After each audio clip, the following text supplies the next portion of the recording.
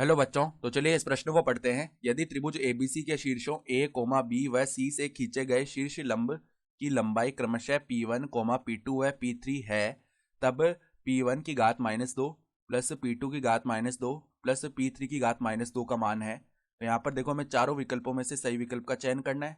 तो प्रश्न में आगे बढ़ने से पहले इस प्रश्न से संबंधित जो मुख्य उदाहरण है उसकी हम चर्चा कर लेते हैं।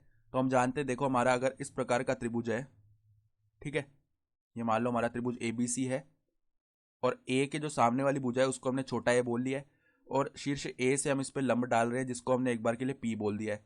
तो अगर हम इसका क्षेत्रफल लिखेंगे, क्षेत्रफल को डेल से दर्शा रहे हैं, तो 1/2 गुणा आधार का मान कितना है ए, गुणा में जो जो हमारे पास में लंब डाला गया है उसकी लंबाई कितनी है पी है।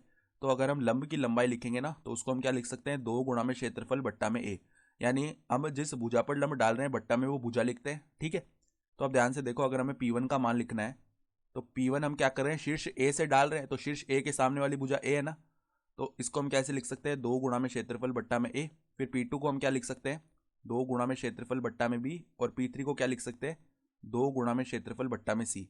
अब हमें मान बताना है P1 की घात -2, देखो P1 की घात -2 प्लस में P2 की घात -2 प्लस में P3 की घात -2।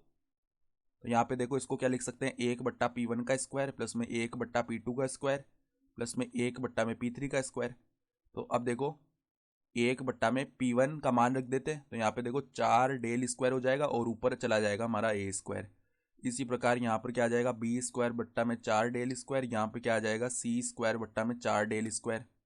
तो अब देखो 1/4 डेल स्क्वायर तो बेनिस्ट आ गया, तो a square plus b square plus में सी स्क्वायर बच जाएगा और नीचे आ जाएगा 4 डेल स्क्वायर। ये आ गया हमारे पास में मान।